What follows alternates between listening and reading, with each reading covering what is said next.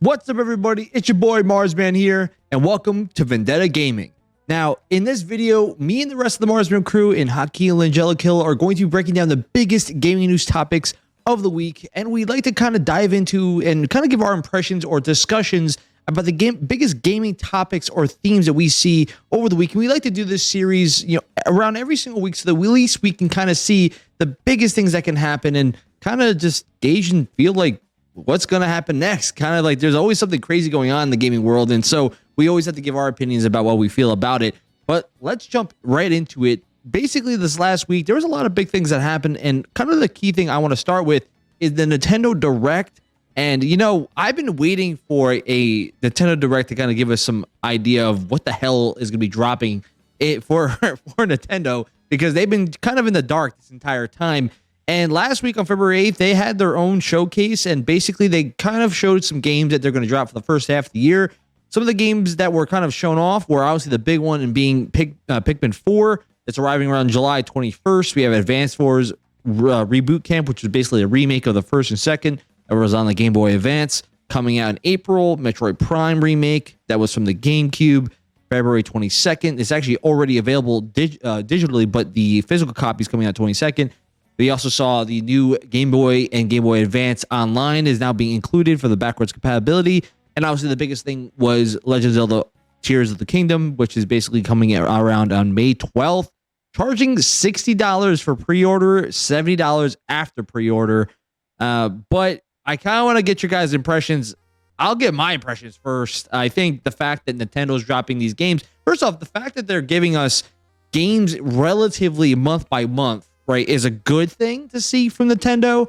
But at the end of the day, we're still missing games like any Mario IP or Donkey Kong or Yoshi. Like, we had Kirby last year with obviously the Forgotten Island, but guys, like, you have all these big IPs that you should be dropping. At least give us a Mario game. I haven't seen Mario's been hidden in the dungeon for 5 years, and I'm sitting here thinking to myself, it's almost like they put all the resources into basically making this Super Mario Bros. Movie with a half-assed Chris Pratt, basically, giving his voice acting, barely anything here. And I'm like sitting here, Nintendo, like, you guys just ditching Mario? Is that he's just no longer part of your plan for the future? So I kind of want to get your guys' overall, your impressions, as well as, did you think that did this showcase really match the expectations that you have in Nintendo? And I want to let LangellaKill go first.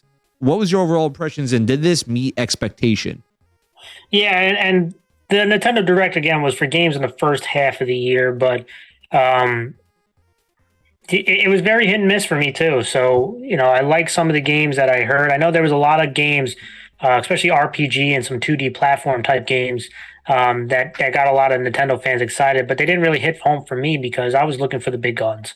And Pikmin 4 was obviously one of those, which I'm very intrigued on. Saw some of the dynamics that they showed, but I was really hoping to see, kind of the multiplayer capacity for those games. So we're going to have to wait and see about that. I think that would be a lot of fun. Advance Wars is something that is near and dear to my heart as well. It's nice to see that they're rebooted, but I want to see, again, is it just going to be a one-for-one reboot where they're just kind of updating graphics? We've talked about rebooted games. Are they going to add some battle maps to it? Are they going to do any type of changes to it? I don't think they are, so that's a little bit concerning, but I'm happy to see that. And obviously the big one is Legend of Zelda. That is the game that I'm most anticipated to play this year. And, saw some cool dynamics. It was only 2 minutes long. We had to wait the entire whole Direct for 2 minutes left in the Direct to see some Legend of Zelda. Got to see a little bit of cutscenes, got to see some new, mechanics that seemed really cool. But, man, did I wish to see a little bit more. It really would have done a lot more for me. But it was hit or miss. I didn't say it's a bad Direct, but there were some things I feel, like you mentioned, those no Mario, no new IPs featuring another main character, Donkey Kong, Yoshi. Well, it feels like Wario will never get his time to shine. So we got to see what's going forward on the second half of the year. But the first half of the year, hit or miss. Yeah, dude. Wario's out in the woods, just taking a piss somewhere. I don't even know where he is. I honestly am I'm nervous about him. So if someone go send a search party for Wario and Waluigi, I mean, for God's sakes. Haki, what was your impressions, and did this meet your expectations for Nintendo? Yeah, so as you guys know, and our followers have been following us, and future followers, I'm really an FPS kind of guy, right? So I've opened myself to new games with Elden Ring. So the Nintendo Direct, it was good, but for me, not a lot of the games um, did a whole lot for me. I wouldn't play a lot of the games, and that just might be because of the art style. Like I said, I like the shooters, the first person shooters. Pikmin 4, I know, is a big game, and a lot of people are going to like it. And like you guys said, they missed on some of the big hitters, but I'm in agreement. Zelda was one of the big ones for me. You got to see those vehicles too, were a little surprising. So Yeah. and we had talked about it there. If there was layers to the game too, it would be really really cool to see what they do. So I got to finish the first Zelda, but I'm definitely excited for the new Zelda. Dude, like, you know what's crazy? I haven't seen a Mario baseball game since the Wii. Like, And that was rumors. I heard rumors Yeah, of Mario dude. baseball, and I was really hoping to see something. But again, no Mario baseball, no Paper what? Mario, no, It's like, dude, let's just say, we're going to talk about this story later. Let's just say they were to drop a new console, right? You're telling me what every Switch game you are creating cannot be played now on that new console. If that's the case, then like maybe they're holding some games back to be like the launch games for this console, maybe, right? But at the end of the day, man, like the Switch having the ability to be a portable system, you give me Mario Baseball or one of these other, like, they never made a Mario football game yet, like ever. Even like a flag football Mario flag football game, which would be pretty dope. Make like an NFL Street, but make it like with Mario like characters. That'd be pretty badass. Like flag football would be kind of dumb, but like give me a Mario, give me like the Mario a characters. I think would be kind of cool. Backyard football type of stuff with Mario like characters. That'd be badass to play that game. Yeah. I was a big NFL Street guy for a long time on the PSP. So you give me that, right? A Mario characters, I'd be freaking ecstatic. But the point is, it's just like they're not doing anything. It's like to be fair to Nintendo, Metroid Prime remake, $40. It came out pretty good from all the critics that I have seen. So kudos to them for not charging a full $60 price on a remake and making it a good compatible game. It's amazing how one little thing like charging a game that's a decade old, just $40 can, like we're all kind of like, wow, good. Thank God. Yeah, Thank you. And I give credit. Some of the compatible games that you mentioned before on the Game Boy Advance and Game Boy, they're great. Are cool. Yeah, and like Mario Kart playing online, like the old Mario Kart, like that's cool concepts. It's just it feels like outside of Zelda, where were the heavy hitters? There really weren't. Yeah, and there weren't. Yeah. So let's before we move on to the next topic, though, if you do like this type of content, make sure you hit that thumbs up and subscribe. We do this every week. I just want to kind of mention that out here before we jump into the next major topics. But let's jump now to Microsoft believes the UK will block the Activision deal. And, if you followed us before, we've had a segment on these newscasts. It's basically the Law and Order fanboy edition that basically has been focusing on this story in its entirety. And you can always check that out on the main channel as well. But the key thing that we have to kind of look into is that basically, according to some sources, and this is reported by Bloomberg as well as a lot of others, that Microsoft is there's a lot of things going on with this case, but Microsoft believes that there's a chance that this deal might not go through, and they're kind of preparing themselves for that and like that possible thing that could happen. And according to the UK regulators, one of the regulators that was against the deal was stated that as a result of the deal, that they believe that Microsoft could weaponize popular Activision franchises like Call of Duty, like World of Warcraft, because it's part of Blizzard, that if they basically would control the xCloud market, like the cloudings market, which basically, if you don't know, cloud gaming is where you only have to download the game to your system. You can play the game over the cloud. Now, I don't know if any of you have ever tried that. I have. It is trash. It's not really in a state that's playable at this point, especially for any game like Call of Duty. Playing Call of Duty with a bad connection as it is horrible. Now, playing over cloud gaming is even more disgusting. So they're saying that since Microsoft has the kind of the leg up in cloud gaming compared to like other consoles like Sony and Nintendo, that would kind of give them kind of control over that market of cloud gaming as a whole for a lot of these franchises. And they feel as if by blocking this, they are doing justice by the gamers, as well as they feel like, all right, well, a possible solution would be that you would, have Activision Blizzard, but certain major IPs like Call of Duty or the Warcraft would have to what they call spinning, which basically means that it would be kind of like a shared collaborative ownership of the game by multiple different groups of people instead of it being solely owned by Microsoft, as in Sony could buy a piece, Nintendo could buy a piece, other private investors could buy a piece. And now you have a collection of people that can vote on major issues of the game, rather it be solely based on Microsoft completely owning it. And now, granted, I think the key thing is that when you're looking at this overall deal, I think Microsoft states that they're going to, and this is actually news dropped today, that there was official deadline was set that March 1st would be available for public comments. The final report would be by April 26th. But by the end of this week, Microsoft will have a sit-down meeting, a private meeting between the UK regulators, US regulators, and discussing like their plan of how they would kind of address a lot of these issues. And that will be kind of the way we'll kind of see this going forward of whether or not this deal will actually happen. Because even Activision themselves has stated that they are planning for the inevitability that if it does fail, they are creating basically Call of Duty brand as a company that it will be now separated from Activision so that it would be then its own company that could be like bought into by stockholders. And that is something that tells me that it looks like they are preparing for that moment, right? They're preparing for the moment that the deal says no.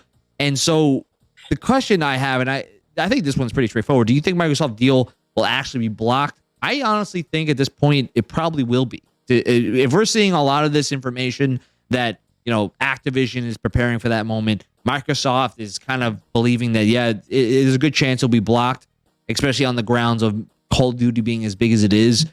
I have a feeling it will be blocked, and I think that I could so see the companies kind of buying into Call of Duty as well as World of Warcraft, and then maybe a lot of the other IPs can be still purchased by Microsoft. I can see that maybe happening, but I could so see them all being blocked entirely, and basically everything stays the same, essentially, where it's just instead of Microsoft even owning it, it's just really like Sony has a lot of kind of advantages when it comes to Call of Duty because they invest a lot of money in that field, but everything else will be probably status quo again. So, Frank, do you think that the Microsoft deal will actually get blocked? I'm 50-50 on it. I actually am not in the boat yet that it's completely dead. I know a lot of people are leaning that way, but I think this is the big meeting right here to kind of see if they can get some common ground between the regulators. What hurts Xbox is that each regulator seems to have their own problem, right? So you have multiple issues that are coming into this deal, which is hard to try to, if there's a universal problem, it's easier to kind of convince them that this is how we're resolvable. And there's multiple problems. It makes it a little bit harder to convince everybody. So I'm 50-50 on it. I still think that there's a chance. I don't think, and we'll talk about kind of I think on the next question about who this hurts the most. But I don't think it's completely dead. I think it's 50-50. And Hakeeeeeh, do you think the same thing, man? Do you think that this is actually a possibility that this is going to happen? It's going to get blocked? Yeah, so I'm leaning more towards the side of it's going to get blocked, and it does have to do with it has multiple problems, kind of like LangellaKill said. So again, unless Microsoft comes through and says, hey, we'll allow this to be multi-plat forever, or they come through and they say something big, I think that's really the only way they're going to push the envelope. But I think it's going to be blocked. Yeah, and that's kind of leads to the second question of, let's just say it is blocked, right? And the question I kind of posed to everybody, what does this mean for Microsoft going forward? But what does this mean just going forward in general? And I honestly think when you look at this deal as a whole, I think for let's just say Sony's perspective, I mean, this is the best thing for them. At the end of the day, they are going to kind of just keep going with this relationship that they have with God being obviously the main shooter for them, right? The FPS for them, and they'll be fine with it. This is what the goal they wanted. They want the deal to be blocked. They want it to be not done because now it kind of puts them in a predicament if it is not. For Microsoft, it doesn't necessarily mean like major like issues. It just means that they lose a giant source of revenue that they could have gained with Activision Blizzard deal. And it does mean they lose the possibility of having these games on Game Pass, because that is something that is also, we're going to talk about Game Pass later in this video.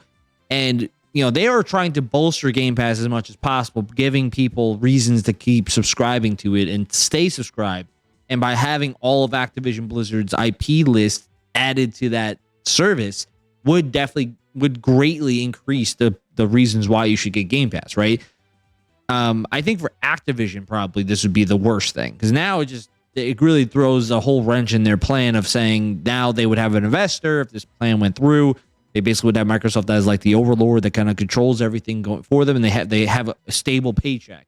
Now it means they have to now open the doors to new people to step in the reign. And whether, obviously we know that Sony doesn't have the money to do that, it just means it opens the door for Tencent to maybe have to be the buyer or the investor that takes a good chunk of what Activision can do, or maybe just means that multiple people have to step in. And granted, I don't think this is necessarily a bad thing if you have multiple like Tencent, Microsoft, and Sony, or even Nintendo or Steam jump in and all become investors of Activision, and now they all kind of have a piece in voting power over major decisions.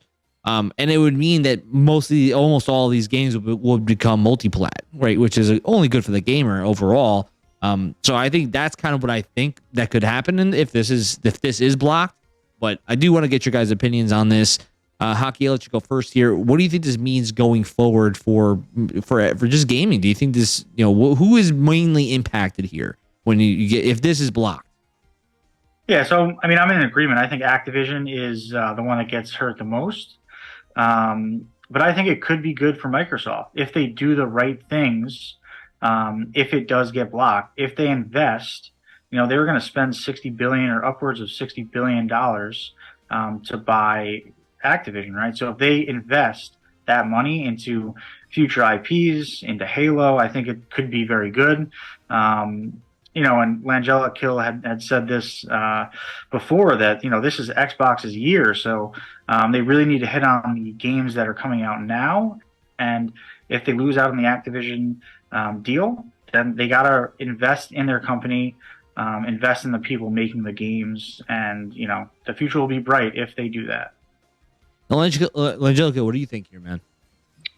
I'm in agreement. I think Activision is the most to lose here, because $69 billion is a hefty paycheck, and the ones in charge of Activision Blizzard were going to get a hefty paycheck when that deal went through. So to me, they're hurt the most out of it, and it brings a lot of uncertainty. I don't think there'll be a single buyer if this deal is blocked by Microsoft. And the only people who would have that kind of capability to do that would be a group like Amazon or Meta. So those are the only people that can sling that kind of money that Microsoft has done. It would have to be multiple groups. Even Tencent, they don't get full control over games. They buy parts of games, so parts of companies. So even they would not probably fork up $69 billion to buy Activision Blizzard. So it would have to be a group of people, and that creates a lot of uncertainty. No matter what happens, I unfortunately, as this deal has gone on, and we've heard news of Call of Duty that Sledgehammer is making, whether it's a DLC update of this current game, and charging a premium price, and then the following year Treyarch making the next game. It just doesn't feel like Call of Duty plans on changing at all, and that's the more sad part. That I was really hoping for this buyout, is that some of these IPs would change, and maybe some still do, but my hopes have dwindled quite a lot. Microsoft, I think, will be fine. I agree with you guys. I think if they could use that $69 billion multiple ways. They could buy some smaller groups, or they can invest in Xbox Game Studios, which has plenty of game studios that could probably use their money. And we've heard a bunch of issues come up about the way they do contracts. So maybe some of that money gets reinvested in and fixes that problem. And, maybe it'll help out with this kind of revolving door sometimes with some of these IPs that people are not there anymore. And sometimes it creates issues inside the developers. So there's a lot that can go. I think Microsoft will be fine. Again, they have to pay a couple, million or billion? But it's like $2 billion. It's a lot of money to everybody else in the world, but to Microsoft, $2 billion compared to 69 is not much. Yeah, I mean, overall, I think I would be. Microsoft seems like they're just a weird when it comes to certain things like this. Like, all right, if the Activision deals go through, they shouldn't take this as like, some Microsoft writers are sitting there like, well, they might just jump out of the console race entirely. I know you're joking around, but don't be putting that out into the stream where people start looking at Microsoft as that weak. Like they did buy Bethesda. I mean, everyone forgets. Like people forget. Bethesda was a big. That was a big buy for them, and they might go buy smaller publishers. Like there was rumors that they might just go buy like EA or something, like if the Activision doesn't go through. I know it's not. I'm not saying it's small either, but I'm like, that'll be fought too. But I'm just saying, like, you know, Microsoft is weird. It's like they need to just buy these games to bolster Game Pass, and I get it. Like, you know, you buying IPs to bolster Game Pass, but you know, you could also buy smaller groups that are, you know, talented. I think buying like Certain Affinity would make sense. Like because they're working on your Halo game, right? You know, buying some of these, you know, companies that do that, like that can now use them to help other companies, like how Certain Affinity is helping 343, or even like actually have contracts for people like that actually want to stay there, right? I think or that's buy kind some of the third parties, buy some you know, not AAA groups, but buy some indie groups. Yeah. Talented indie groups. And hey, maybe have them make games that you can put on Game Pass. You can make games that go on Game Pass, right? You don't have to buy them like free agents. You can make games that go on Game Pass. And listen, they own / merger with Bethesda. Like, you know, you see companies like Tango Gameworks that made Hi-Fi Rush, a small time game that is making money for you. And, you know, you should invest in those companies that are talented. Right. And saying, you know what, let's increase the people you have and let's have you keep ramping some of these style of games out that get you excited. Right. To get people to come to your, you know, service or whatever. And that's the key thing, because it leads us right now to Game Pass. And there was an article that was put out by IGN that kind of was labeled that Microsoft admits that Game Pass cannibalizes sales. And there's been a lot of debate over the idea that Game Pass doesn't necessarily promote game sales overall. And this was actually originally argued in a report by Game Industry Biz, and basically kind of talked about how because of this whole, you know, Activision deal, there's been a lot of numbers and discussion being thrown around, because basically, if you look at the arguments here, they always like to they kind of like to downgrade themselves to try to convince, you know, the UK that they need Activision or they need Blizzard to try to help them even compete, right, at all. And sometimes it's hard to really take into account, like, are they actually telling you the truth in some of these things? But one of the numbers that they had thrown out there, they tried to convince not to interrupt. I don't think they lie, but it's an exaggeration. Exaggerating, you know, these numbers, or exaggerating the situations to make them feel like, yeah, we are struggling and we need help, and that's why Activision here. Like, so they basically in this article, there was a redacted % in decline in the base game sales in the last year following the addition of Game Pass. And, you know, a lot of people were saying, well, this is kind of, you know, people will say like, well, this is kind of known. Like, if you think about Game Pass and how it works, like, you know, it's like people think themselves like, this is great for the consumer. We are paying a short, not a lot of money every month to play all these games in an unlimited amount of time, and we're not paying extra for it, right? And you're thinking to yourself, yeah, that kind of does match with the idea that I'm not having to buy this game. I could just play it on this $9.99 a month or $15 a month, and if for $1 free up front, like, you know, that makes sense. Like, that you're not going to be buying as much. But this kind of goes counter to what Phil Spencer had mentioned in 2018, that basically that this had actually helped see a jump in sales, and it kind of like is a mix of both worlds. I think the key thing I'm looking at is that when you look at the official numbers of, I guess, third-party games that were arriving to Game Pass late, started to see an increase in sales, because it's like they're being reintroduced to a new wave of people playing the game. But people that play the game on day one, those games don't really see a massive jump in sales because of the fact that they're on Game Pass at the very beginning, which calls for a lot of people to kind of question this day and date feature of, you know, whether it's profitable or not. I think, and that's kind of the key thing, is that one of the questions I'm asking, do you think that Game Pass will hurt game sales overall? I think it does for the exclusives, because at the end of the day, like, you know, they're not being put onto the Xbox marketplace just to buy. Like, they are available there. If you don't have Game Pass, then you could just purchase it, and you could even pay for it on Game Pass if you want. But there's not really an incentive to do that most of the time. Like, if you think about it, if it's going to stay there the entire time, then why even buy the game, right? You could just play it on Game Pass. And I think that's kind of the component that's being missed when it comes to exclusives. For third-party games, like multi-plat games, that is kind of a function that Game Pass does. It's like a Netflix, right? They do take movies off, and so it's almost like, hey, this month, certain games are not going to be on here anymore, so you got to get there and play it, and you got to buy it if you want. And in a lot of cases, that happens for third parties, but for exclusives, that is kind of one of the issues it has. And I think that that's why it's a mix of both worlds. I don't think Phil Spencer is completely lying on the idea that, yeah, it does help third-party games get a boost in sales after they've released because they're on Game Pass. But I can also agree that the number that went declined in base sales of exclusive games probably went down because of Game Pass. So I just want to get your guys' opinion about this. LangellaKill, I'll let you go first. Do you think this has a negative impact on game sales overall? If we're looking at short-term numbers, yeah, right? Because you look at Q4, subscriptions for Game Pass went up, but game sales went down, right, for Xbox. And so it obviously didn't increase game sales with the increase of subscriptions. And it kind of makes sense with how Game Pass is structured currently. Like you guys mentioned, it's very consumer-friendly. And what I think is Xbox's kind of goal in the beginning is to increase brand recognition, right? And increase kind of that value. When they bring these people in, that's when they'll kind of make those adjustments similar to Netflix, where they change pricing to kind of match the sales that have been lost from those subscriptions. So I kind of understand it's similar to the Netflix, formula.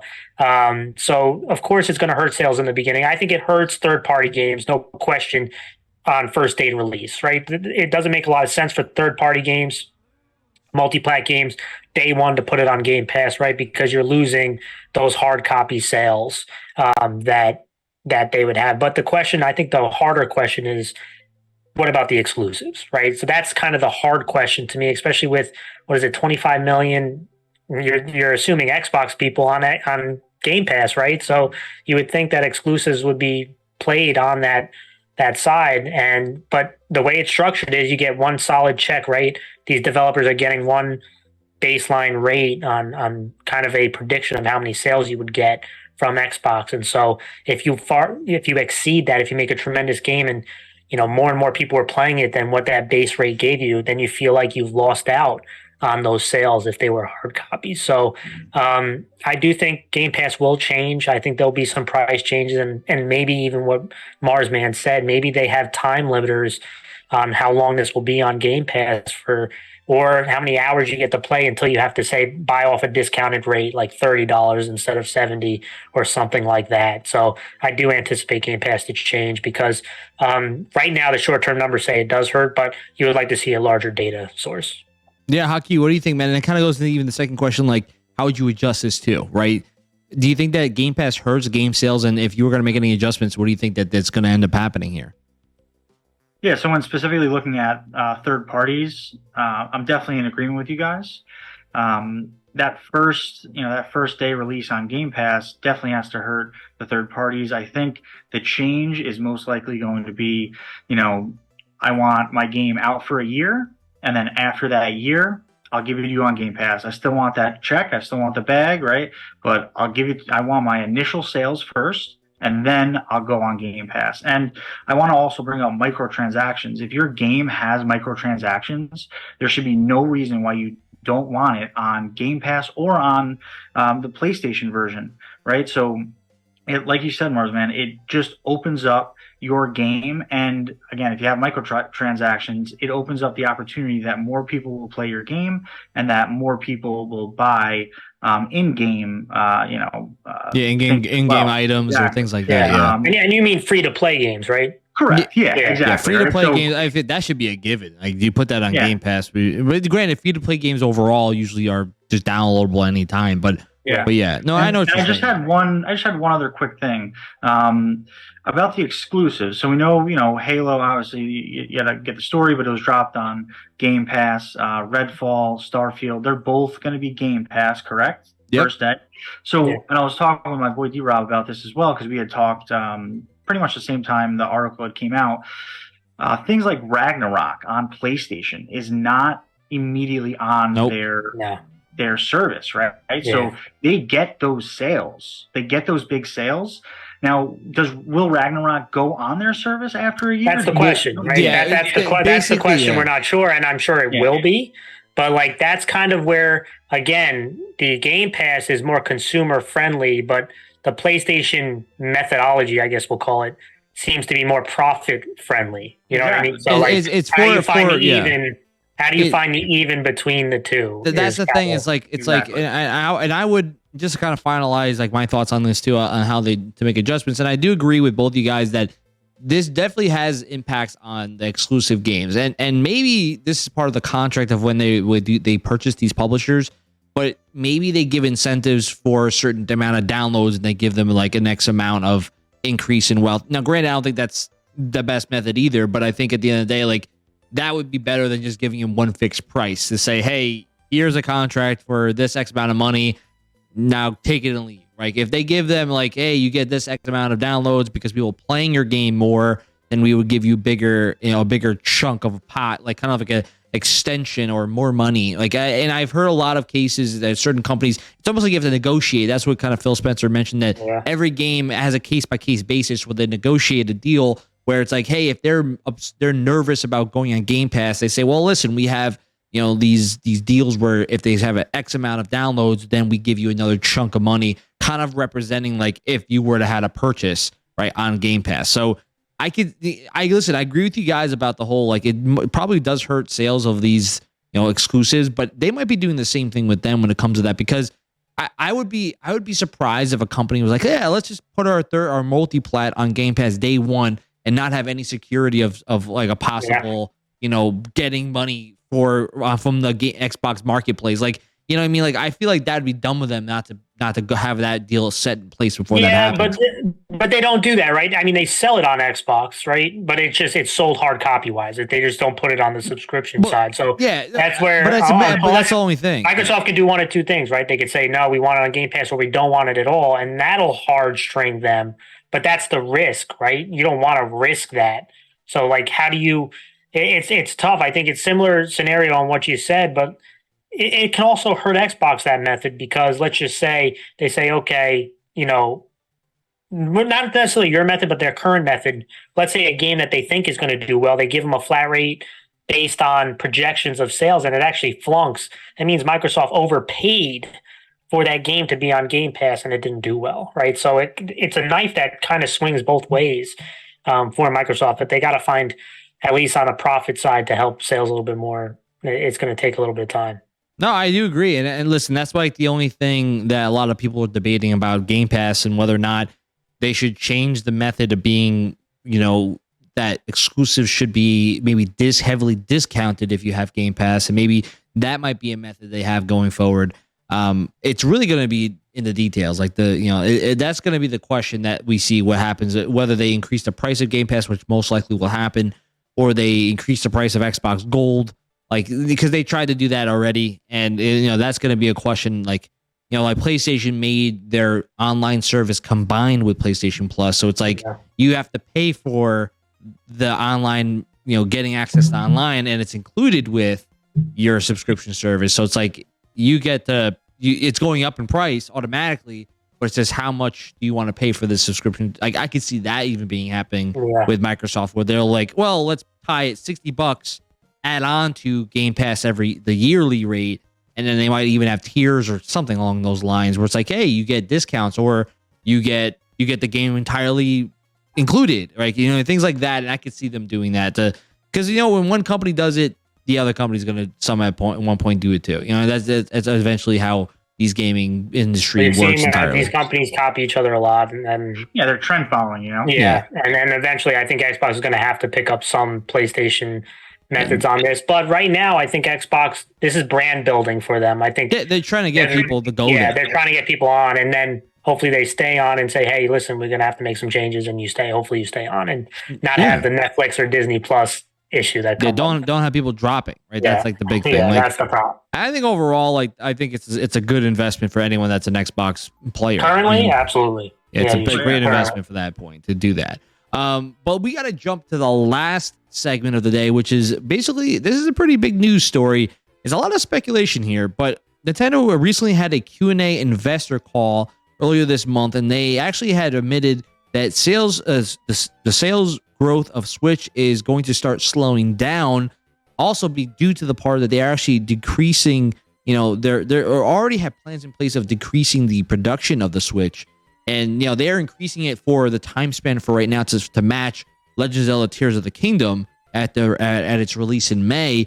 But they have stated that by the end of the year, they are expecting their production to decrease. And it kind of gives off the idea that they are possibly trying to, sell a Switch Pro as a possible speculation, because of the fact that why are you going to plan to decrease the production of Switches? Maybe they're trying to set the motion in getting a Switch Pro out to the market. And, Switch is one of the most highest selling consoles ever, right? And you think to yourself, why would you stop that when it's still growing strong? It leads a lot of people to think that there's a Switch Pro right around the corner, possibly the rumors are next year.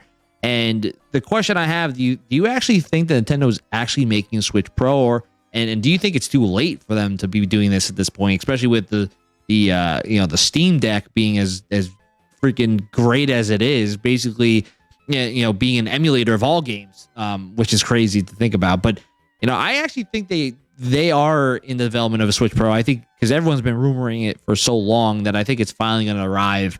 And I think that it's kind of screwed up that we're getting games like Legend of Zelda Tears of the Kingdom without a Switch Pro in our hands, because of the fact that you just can't even imagine probably how that game could be if it was prioritized as a Switch Pro launch title, like the way that Breath of the Wild was for the Switch, where you got to show off how great this console is mobilely, with Legend of Zelda Breath of the Wild being as good as it is, and you could bring it on the go with you. And then if the Switch Pro was like that, if that was the launch title for Switch Pro, they would be selling that thing like crazy. And I'm sure it will be sold like crazy again, because Nintendo consoles have always been like, just except for the Wii U, they just been dominant, right? And I think that I could see it so happening next year, and I'm just kind of nervous because I really want to see the games dropping, man. I want to see a Mario game. Maybe they'll drop a Mario, a next story game for Mario with the Switch Pro.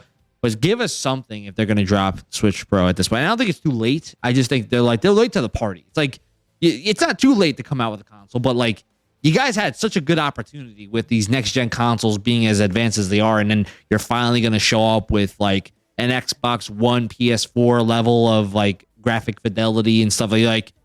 It's a little like, it is kind of like you're kind of always late to the party, Nintendo. Like, you're always late to the party. You got to start being there when the party begins, right? Sometimes at some point. So, Haki, do you think that there is actually a Switch Pro dropping next year, and do you think it's too late? Well, I hope it doesn't, because I just bought my Switch last year, so I will try to be pissed. But with all the speculation, I think they're ramping up for something. If they're slowing down their regular Switch, I'm assuming they're not going to not make another console. So the Switch, it did sell very well. I love my Switch. I'm still playing Zelda right now. So I think it's going to happen. I don't know if I'm going to be able to buy it or if I want to buy it, because I just bought mine, a year ago. But hey, if it comes out with that new Mario game or just a new launch, that would really be awesome. I know fans would love that. So, and are they late to the party? I don't think so. I think if they come out with one, it'll really get people hyped up again. So I'll be glad if it does, but still a little pissed. And LangellaKill, we've been waiting for Nintendo to do something, right? To kind of like step up their game. Are you expecting a Switch Pro to finally arrive here? I am. Yeah, I do. I think this is clear signs that something's coming. And the question I have is Switch Pro, how different is it going to be compared to the Switch and compared to the new generation? So I think it's calculatingly late, because now they don't have to compete versus PS5 and the new Xbox and the Steam Deck, right? So they're really coming out as their own thing next year, because no one else plans to come out with anything. And the question is going to be, well, how does it compare to those guys? And the biggest question is Steam Deck to me, right? Because we know it will not, it's not going to be a PS5. It's not going to be the new Xbox. But how does it compare to the Steam Deck is really going to be my big question when this comes. And it is unfortunate, because there were conversations. I remember we talked about this before about Legend of Zelda. Should they wait for the new Switch Pro to put it out? Right. And so obviously they decided not to, but it had to have had some signs that the Switch Pro is not that far away. So I think it is. I don't think it's too late, but big question loom. How different than the current Switch, and how does it compare to the Steam Deck? Those are big questions of mine. I just hope that, for God's sakes, man, don't have me buy all these games for the Switch and then the Switch Pro can't even use any of them. You know what I mean? I guarantee you that there's going to be a Switch Pro compatible Legend of Zelda Tears of the Kingdom. Yeah, I guarantee they will. But it's just like, it's kind of unfortunate because I know you create the cartridges again, like basically micro SD cards, right? And my only hope is that if you have a Switch Pro, we've seen even with like, you know, the Steam Deck, that it is compatible with using certain micro SD cards. Like, is it possible that you can make their console have the ability to use that? Because it's like, you know, I have a plethora of Switch games in my possession, right? And you're gonna buy Pikmin, you're gonna buy Legend of Zelda, and then by next year, and all of a sudden, new console comes out, and you're just like, well, I have to buy. Yeah.